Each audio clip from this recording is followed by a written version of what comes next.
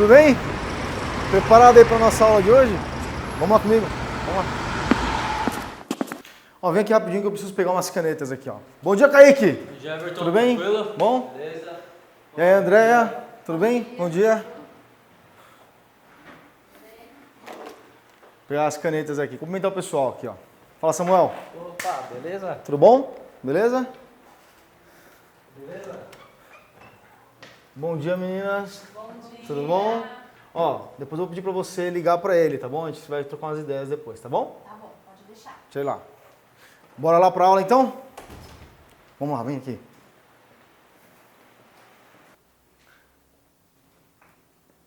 Bom, fica à vontade aqui, ó. Tem uma cadeira pra você. Pode sentar, fica à vontade.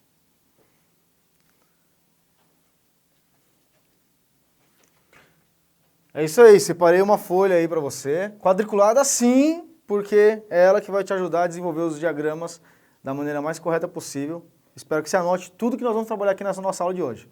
Vamos lá então? Bom, então nessa primeira aula aqui da nossa série Relâmpago de Comandos Elétricos, do mini curso Comandos Elétricos, né? Nós falaremos sobre os dispositivos de acionamento, controle e proteção, tudo bem?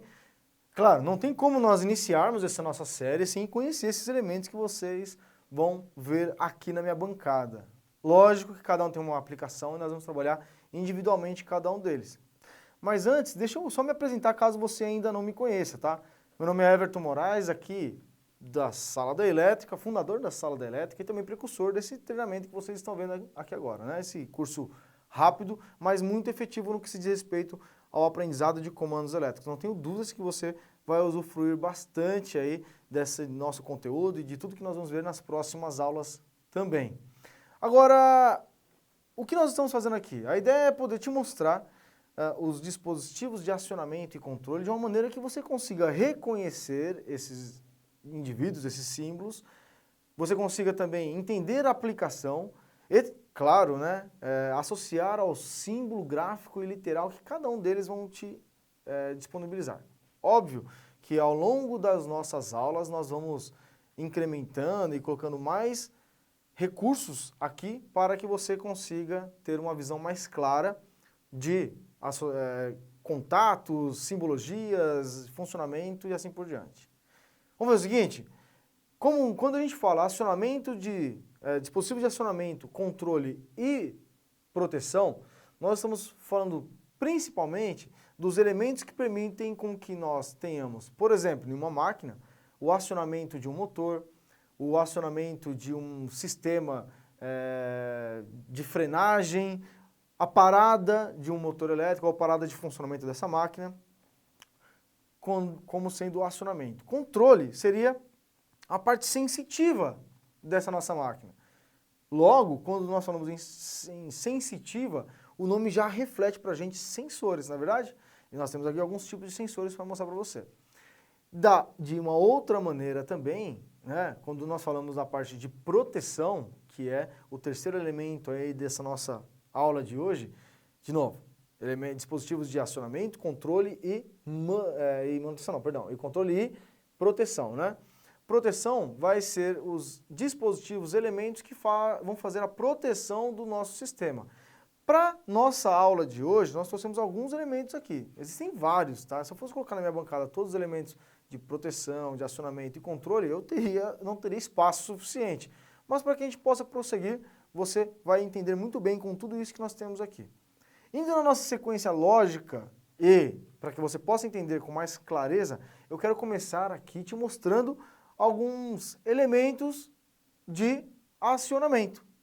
Vamos fazer o seguinte, vem aqui na bancada que eu vou te mostrar na prática para que você consiga entender sobre esses elementos de acionamento. Vem aqui comigo rapidinho, ó.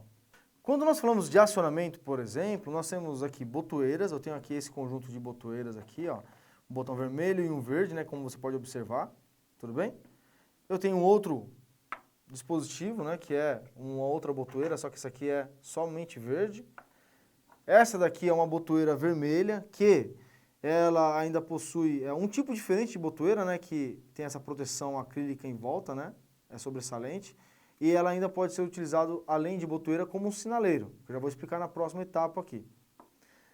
Aqui eu tenho um botão pulsante, do tipo cogumelo, e um botão tipo cogumelo pulsante também, só que no estilo botão de emergência.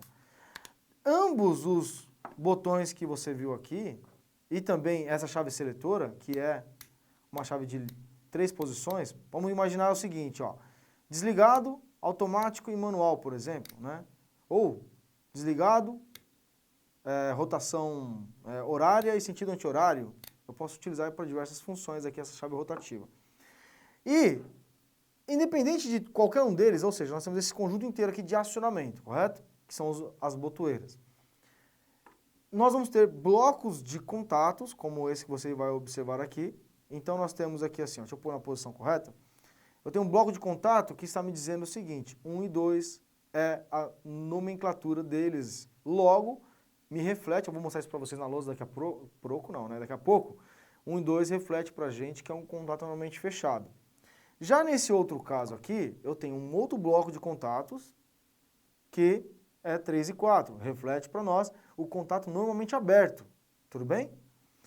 E eles se encaixam como nos nossos botões? Eles se encaixam da seguinte maneira. Pronto, né? Encaixei ele aqui. Toda vez que eu pressiono o botão, você vai observar aqui na parte traseira do nosso contato, vou apertar, ó. Você consegue ter uma indicação visual que ele está sendo pressionado. Tudo bem? E eu ainda posso ter um único bloco de contatos com 2 contatos. Um aberto, 1 e 2, perdão, um fechado, 1 e 2, e um aberto, 3 e 4, no mesmo conjunto. Dessa maneira, eu consigo com que um único botão, vamos supor que seja esse aqui, ó, um único botão tenha, além do acionamento, vamos acionar aqui, ó, além do acionamento do contato normalmente fechado, ainda tem o contato normalmente aberto sendo acionado também, ok? Show de bola. Então, vem aqui na lousa rapidinho comigo para que você consiga entender essa lógica dos botões, né, e também dos contatos normalmente abertos, normalmente fechados deles. Bom, então como você vai observar aqui, ó, nós temos o seguinte, o que eu fiz na lousa? E eu vou mostrar para você no detalhe aqui agora, ó. Primeiro, eu desenhei um esboço de como o botão funciona efetivamente. Imagina o seguinte, ó, essa parte preta é a parte móvel, ou seja, toda vez que você aciona, deixa eu pegar aqui um exemplo para que você possa observar comigo. Toda vez que você aciona o botão, ou o acionamento, o gatilho aqui, né, a tecla do botão, ele se movimenta, né, a parte preta, e aí eu tenho uma mola que faz com que ele retorne. Você vai observar, você vai conseguir enxergar aqui, ó. Imagina o seguinte, ó, quando eu solto, ele retorna para a posição inicial. É o que nós chamamos de um botão pulsante. Por quê? Porque ele tem um retorno por mola. Tá anotando aí? Anota, hein? É para anotar, viu? Beleza? Vamos lá, então. Então, ele retorna por mola. Imagina o seguinte, nós temos aqui 2 contatos nesse nosso exemplo, ó. Esse que é o que nós chamamos de normalmente fechado, tá? Normalmente fechado. Você vai encontrar também a nomenclatura aqui, ó. NC. E também você vai ter esse azul aqui, que é o normalmente aberto. NA. Ou NO. A nomenclatura em inglês vai ser NO ou NC aqui assim, e NO vai ser para o normalmente aberto. O que significa isso aqui? Normalmente aberto é que no estado de repouso nós temos esse indivíduo aqui, e o contato está aberto, por isso normalmente aberto. Já para o contato fechado, no instante de repouso, eu estou com ele assim, normalmente fechado, e, obviamente, ele está permitindo a condução de corrente elétrica e assim por diante. Tem continuidade aqui entre os 2 contatos. De novo, lembrando aqui, ó, 1 e 2 para o contato normalmente fechado, e 3 e 4. Isso aqui é convencionado que vai ser essa nomenclatura que vai ser utilizada, tudo bem?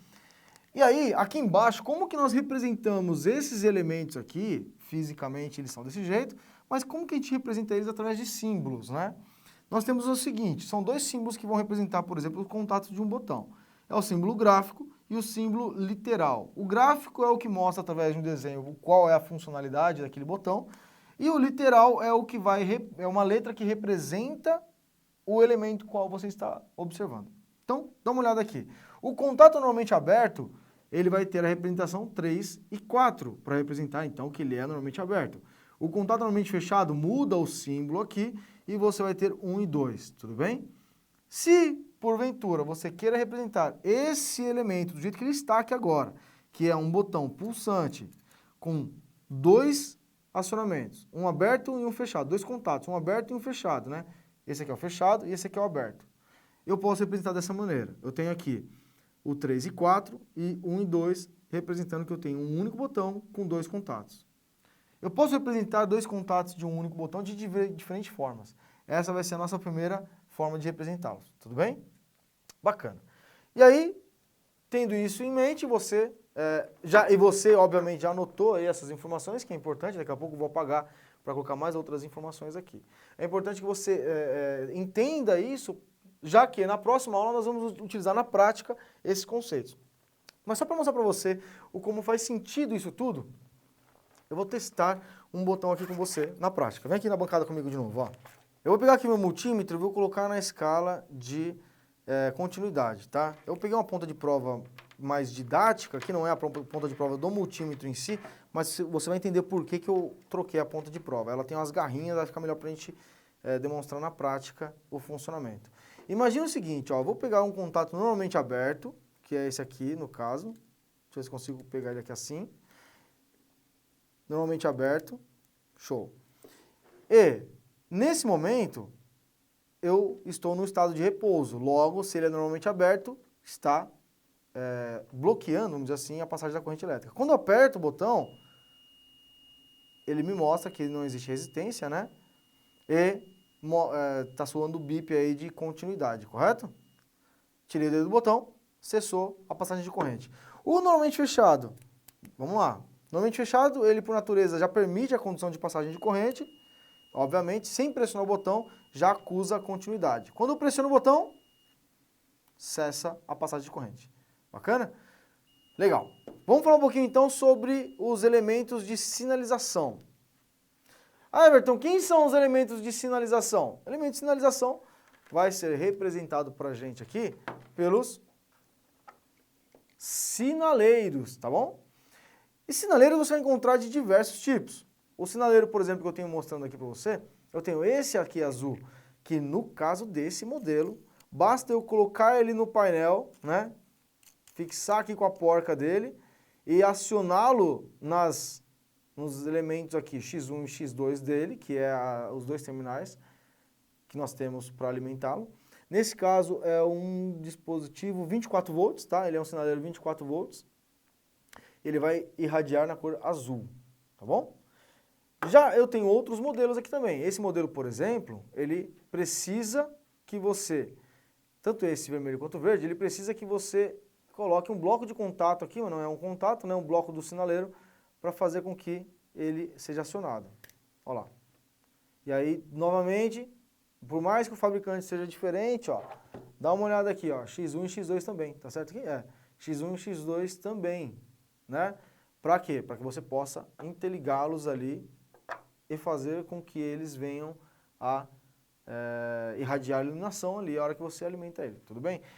Qual que é a finalidade de cada tipo, cada cor e assim sucessivamente? Cada cor vai ter um objetivo. Depois a gente pode tratar um pouco melhor sobre as cores como um todo, mas o verde, vermelho, azul, branco, amarelo, cada um vai ter um significado. Mas vamos para o que nos interessa nesse momento aqui, ó. Como que eu represento, graficamente falando, os sinaleiros? Vamos ver na lousa? Bom, então o sinaleiro não tem muito segredo, olha só. Ele é representado por uma circunferência com esse corte transversal aqui, né? Os dois riscos, né? O X. E, óbvio, isso que está em preto é o símbolo gráfico, né? E o H, o símbolo literal do sinaleiro, tudo bem? Só que os terminais do sinaleiro são representados, como nós vimos, por X1 e X2. A pergunta que pode estar surgindo agora, tanto para sinaleiro quanto para botoeira, tá? Everton, se eu tiver dois botões, por exemplo, tenho dois botões, ou se não, dois sinaleiros diferentes no meu circuito, como que eu devo representá-los? É por isso que no momento em que nós vamos representar os sinaleiros, né, ou os botões, a gente faz o seguinte, começa com H1, depois o segundo é H2, depois o terceiro é H3, para representar sinaleiras diferentes, tá? Normalmente também nós temos embaixo do H1 uma descrição de qual é a cor dele.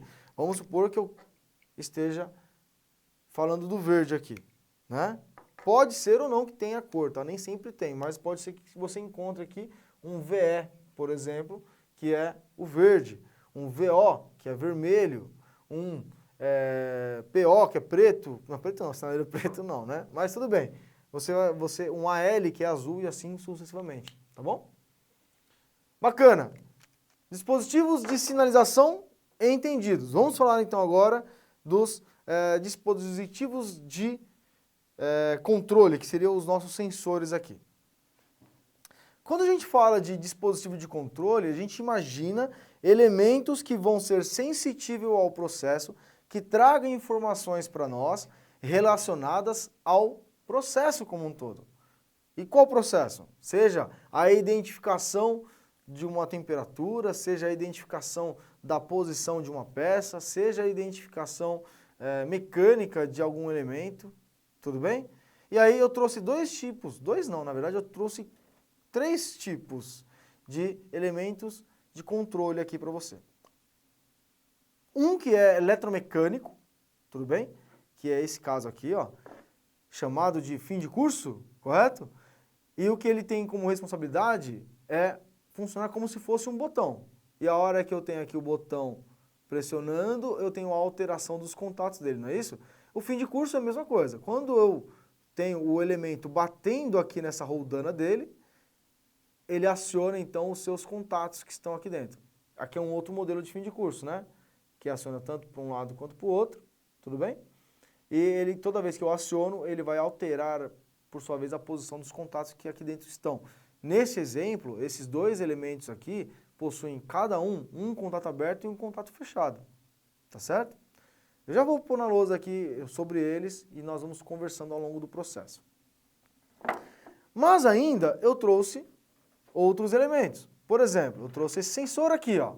Também é um elemento sensível que vai nos auxiliar no processo de identificação de fases da nossa máquina e assim por diante. Esse sensor aqui, ele é um sensor que a gente chama de indutivo. Por que indutivo? Porque ele identifica peças metálicas quando elas passam na face dele. Isso faz com que ele seja bastante útil em alguns processos, quando eu preciso, na verdade, identificar uma peça específica que seja, obviamente, metálica e eu vou utilizar, por sua vez, esse sensor aqui. Tudo bem? Mas eu ainda tenho aqui o sensor capacitivo. E esse sensor capacitivo, ele é interessante, por quê? Porque ele vai identificar qualquer peça independente da sua construção física. Logo, pode ser tanto uma peça metálica quanto ou qualquer outro tipo de peça, ele vai identificar essa presença dessa massa, né? É um sensor capacitivo. Depois a gente pode explicar o porquê de capacitivo e assim sucessivamente, tá? E eu ainda tenho um outro tipo de sensor, que é o que nós chamamos de sensor de barreira. Obviamente, esse sensor fica um apontado para o outro e é fácil de descobrir qual é qual aqui. Como assim qual é qual? Existe o emissor e o receptor. O emissor é o que possui somente 2 fios. E o receptor é o que possui 3 fios aqui. Tá bom? E aí, o que acontece é que o emissor fica emitindo uma luz, né? Que não você não vai conseguir enxergar o olho nu, mas ele vai ficar emitindo uma luz, esse receptor vai ficar recebendo essa luz, e quando alguma coisa passar por entre eles aqui, eu tenho a identificação da barreira obstruída, essa barreira luminosa, né? E aí eu aciono algum elemento, seja um contator, um motor e assim por diante, lembrando que são elementos, esses que eu mostrei para vocês, são elementos que vão permitir com que você tenha uma sensitividade maior no processo ali de automação, por exemplo, de uma máquina que você está trabalhando. Que, se você analisar, nada mais, nada menos é, comandos elétricos, do que um princípio de automação de uma máquina, tá bom? Não é uma automação industrial como um todo, mas é um princípio de automação. Tudo bem? Aliás, eu falo bastante isso para os meus alunos do curso completo de máquinas e comandos elétricos, tá? Porque a automação depende literalmente de comandos elétricos. Vamos fazer o seguinte, Vamos mostrar na lousa aqui os símbolos gráficos e literais desses elementos, tá bom? Vem aqui na lousa comigo. Pois bem, então olha só o que eu fiz aqui. Eu representei através de dois únicos símbolos para você ter uma ideia de como é que funciona efetivamente a questão dos sensores e fim de curso. Por que dois únicos símbolos? Porque, na verdade, sensores é um pouco mais complexo, a gente teria que fazer uma aula específica para ele. Tem o NPN, o PNP, eu desenhei só um contato normalmente aberto, mas o que eu quero que você enxergue é o seguinte, normalmente quando você ver algum símbolo parecido com esse losango aqui, ele vai ser, na verdade, de um sensor, tá? Não que você vá usar esse símbolo sempre dessa forma com a qual eu desenhei, pode ser que ele se apresente de outras maneiras para você, mas normalmente esse losango ali vai mostrar que é um sensor, e se é capacitivo ou indutivo, você também consegue ver dependendo da simbologia. Mas vamos trazer um conceito bem simples aqui para a nossa aula de hoje, tá? O fim de curso, o desenho é o contato aberto e o fechado dele, porque ele é assim, né? Ele tem um contato eletromecânico. Aliás, fim de curso é um nome popular, tá? Porque ele é um interruptor eletromecânico, o nome dele. Então, o interruptor eletromecânico, também popularmente conhecido como fim de curso, ele vai ser representado num diagrama, por exemplo, através do símbolo normalmente aberto e normalmente fechado, como segue aqui, tá bom? Ainda existem outras maneiras também de representar o fim de curso, e aí a gente pode trabalhar depois em algum outro momento, tá bom? Pois bem, falando de dispositivo de acionamento e controle, né? Então acionamento, botoeira, controle, identificação, sinalização. Vamos falar um pouquinho agora sobre os elementos que trazem para nós aí o conceito de acionamento ainda, mas que são mais robustos e garantem para nós aí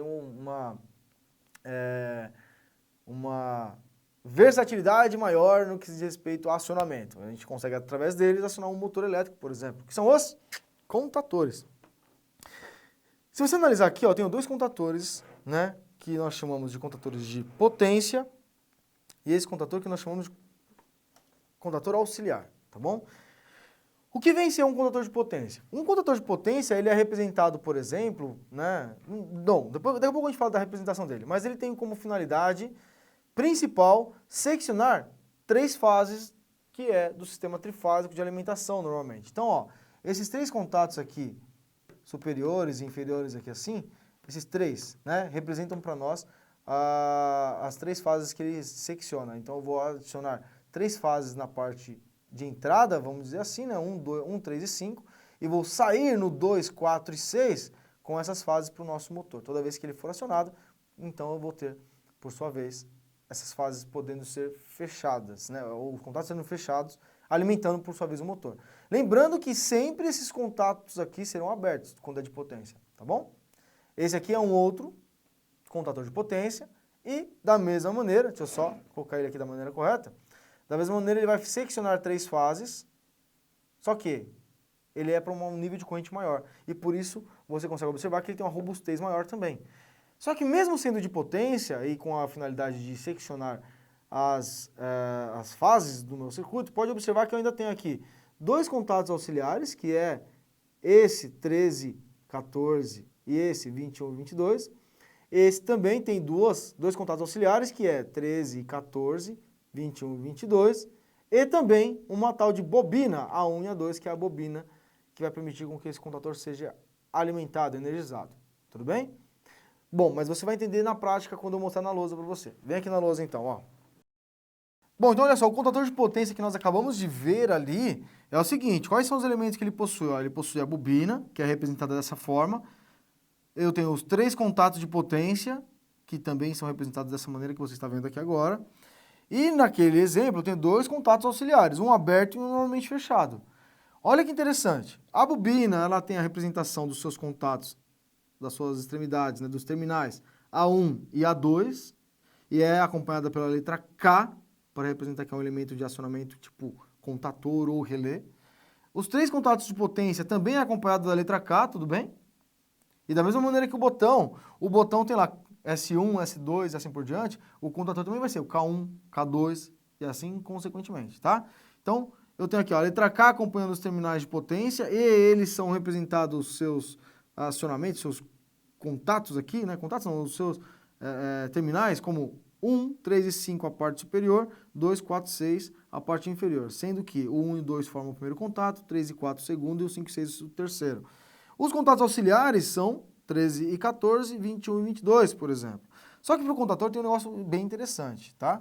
Por exemplo, 13, 14, 21, 22. Por que não é 3 e 4, 1 e 2? Porque eu poderia ter mais contatos abertos e fechados do contator. Então eu tenho aqui uma dezena, onde o primeiro dígito da dezena, nesse caso aqui, ó, 13, é o 1, e aqui é o 2 do 21, né? O 1, que significa que é o primeiro contato do contator. Então, o primeiro contato é o 1. E ele é aberto, então fica 1 com 3, 13. Aqui embaixo é o primeiro contato e é aberto ainda, só que a parte inferior, que é o 4. Então fica 13 e 14 para representar que é o primeiro contato e ele é aberto. O segundo contato é 21 e 22. Por quê? 21 sendo para o nosso contador que o 21 significa segundo contato e fechado. 21 e 22. E se eu tivesse o terceiro? É aberto? Se fosse um terceiro aberto, seria 33, 34. Ah, se o terceiro contato fosse fechado? 31, 32. E assim, consequentemente. Você viu que eu já antecipei essa nomenclatura aqui, ó. No fim de curso, normalmente eu tenho essa representação. Por quê? Lá dentro, no mesmo bloco, eu tenho dois contatos. Um é aberto e outro é fechado. Então, 13 e 14, podemos dizer que é o primeiro contato aberto e o segundo contato é normalmente fechado. E se fosse dois abertos, Everton? Seria 13 e 14, 23 e 24. E na bobina, no contador de potência, vai ser dessa forma. Tá bom? Aliás, no contador que nós vamos ver agora também, vai ser da mesma maneira. Vem aqui na bancada comigo rapidinho, ó. Quando a gente fala de contatores, nós temos então os contatores de potência, que é o que vocês observaram aqui, só que ainda existem contatores chamados de contatores auxiliares. Os contatores auxiliares, eles não vão ter a responsabilidade de seccionar fases. Eles somente vão ter a responsabilidade de auxiliar o meu diagrama de comando, depois a gente fala sobre diagramas, mas o comando, para aumentar o número de contatos de elementos que ali estão. Por exemplo, eu posso usar um contator auxiliar para aumentar o número de contatos do meu contator de potência. Você viu que aqui eu tenho apenas um aberto e um fechado? E se eu precisasse, por exemplo, de 4 abertos aqui nesse contator? Eu faria o quê? Associaria ele a um contator auxiliar e eu teria, nesse momento aqui, um contator de potência com os seus dois contatos auxiliares, do próprio contator, mais todos os contatores auxiliares do contator auxiliar. Só que tem que fazer isso na prática para que você possa observar. O que é importante que você entenda é que o contator auxiliar serve para essa função. E o que eu tenho de diferente na simbologia do contator auxiliar para o contator de potência? Vem na lousa comigo aqui então. Então, ó, o contator auxiliar, como você vai observar, é a mesma coisa do que o contator de potência, mas só que sem os contatos de potência. Lembra que os contatos de potência são esse vermelho aqui que nós vimos anteriormente? No contator auxiliar, nós temos o seguinte, ó. Todos os contatos são auxiliares, obviamente. Só que ele tem também a bobina, né? E aí nós temos aqui, por exemplo, que eu peguei o caso real ali do nosso contator. 13, 14, 21, 22, esse aqui eu não coloquei, 43, 44. Bom, vamos ver se você aprendeu comigo aqui então, hein? 13, 14, porque é o primeiro contato aberto. 21, 22 por ser o segundo fechado. E esse aqui seria qual? Isso aí, muito bom. Então, ó, terceiro contato. Tudo bem? Só que ele é normalmente fechado. O fechado é 1 e 2, não é isso? Então, 31 e 32. Bacana? E aqui, ó, 43 e 44 por ser o quarto contato e ser aberto também. Esse é o contator auxiliar. Tudo bem? Show de bola. Vem aqui então. Olha só. Nisso, nós fechamos a parte de acionamento e controle, né? Então, temos aqui os sensores, botoeiras e assim por diante. Existe um outro elemento, deixa eu ver se cabe na lousa aqui para mim não ter que apagar a lousa. Vou ter que apagar. Eu vou fazer aqui no canto aqui, tá bom? Tem um outro elemento aqui que nós podemos observar que são os dispositivos de proteção. E os dispositivos de proteção têm como responsabilidade, e eu trouxe para a nossa aula de hoje, somente os dispositivos de proteção que... Eu vou deixar para falar isso aqui daqui depois. Deixa ele aqui. Vou falar só sobre isso aqui, ó, que é o relé térmico. O relé térmico tem como finalidade proteger o motor elétrico. Tanto é que ele é encaixado, ó, diretamente, deixa eu ver aqui, tá aqui, ó. Ele vai ser encaixado diretamente no nosso contator, tá? Então, deixa eu fixar ele aqui. Vamos terminar só para você ver. Eu tenho aqui, ó, ele é fixado diretamente no contator. Por quê? Porque ele vai medir as fases do contator de potência que está indo até o motor elétrico, e se houver algum problema no motor elétrico, ou seja, ele tenha um funcionamento, como posso dizer, fora de rotina, ele vai atuar esse nosso relé térmico. Só que ele vai atuar não por curto-circuito, e sim por sobrecarga. Isso significa que se o motor começar a ter uma corrente acima da nominal, ele vai atuar desligando o motor. Só que, além de ter os seus contatos de potência, que é exatamente esses aqui, ó, 2, 4 e 6, por que 2, 4 e 6? Ele não encaixa na parte de baixo do contator? A parte de baixo do contator não é 2, 4, 6? Então, aqui, ó, 2, 4, 6 a saída do relé térmico também, tá bom? E aí eu represento, na verdade, na prática, como os primeiros contatos sendo 1, 3 e 5 do relé térmico e 2, 4, 6 a parte inferior, que é o que vocês estão vendo aqui. Só que ele ainda possui dois contatos auxiliares. Um contato normalmente aberto e um contato normalmente fechado. O aberto é o 95, o fechado é o 95, 96 e o aberto é o 97, 98. Tudo bem? Ah, Everton, não é 13 e 14? Não. Quando tem dispositivos binário e de proteção, aí nós mudamos um pouco a regra aí, tá bom? Ah, o que é dispositivo binário? Temporizador. Depois a gente fala melhor sobre eles.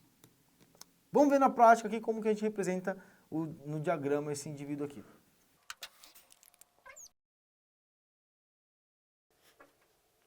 Pois bem, então nós temos o seguinte, para o relé térmico, nós vamos ter os contatos de potência, que são esses que vocês estão observando aqui agora, que é a potência. Opa, potência não, né? Potência. E os contatos, que são esse aqui de baixo, que são de comando, tá? Comando. Que é os contatos auxiliares. Agora, o contato de potência ele vai abrir os contatos de maneira com que eu cesse a corrente trifásica do motor elétrico e os auxiliares são os contatos que vão, no comando, depois a gente mostra melhor isso na prática, desligar um contator ou acionar, por exemplo, uma lâmpada. Imagina que toda vez que eu tiver o acionamento do nosso relé térmico, ele vai acionar aqui o aberto, que é o 97, 98, e eu faço acionar uma lâmpada para informar que o motor entrou em parada por sobrecarga, né? E o contato fechado vai desligar o sistema de alimentação dos contatores que lá estão acionando esse motor. Então, essas são as simbologias. Bacana? Você está anotando tudo aí, correto? Legal, então espero que você tenha notado que daqui a pouco eu vou apagar toda essa lousa aqui. O que é importante que você observe aqui agora é que todos esses elementos vão permitir com que você tenha maior expertise ali na hora de fazer a nossa próxima aula, que é onde a gente fala efetivamente do funcionamento deles na prática. Na próxima aula nós vamos pegar e ligar, por exemplo, o botão para acionar o contator, o sensor acionando o contator e o contator acionando um sinaleiro e assim sucessivamente. Aliás, eu costumo falar para meus alunos do curso Comandos Elétricos, claro, existe um curso Comandos Elétricos que não é somente essa aula, esse curso rápido aqui que você está participando. E esse curso Máquinas e Comandos Elétricos é um curso completo para que você consiga efetivamente dominar tudo que no que se diz respeito a comandos elétricos como um todo. Bom, mas em uma próxima aula eu falo um pouquinho melhor sobre o nosso curso completo. Se você quiser conhecer também, vai ter algum link aqui nessa página para você poder conhecer, acessar. Está aqui embaixo do vídeo um botão para você ter acesso agora ou conhecer agora o nosso treinamento, tá bom? Mas vamos fazer o seguinte, na próxima aula então, nós vamos interligar na prática todos esses indivíduos aqui. Amanhã eu vou te mandar o link dessa nossa aula no seu e-mail ou no seu Messenger do Facebook. Ou, quiçá, até mesmo, dependendo de como você chegou aqui, através do WhatsApp. Um forte abraço e eu te encontro amanhã. Não perde a nossa aula de amanhã, hein? Tchau, tchau.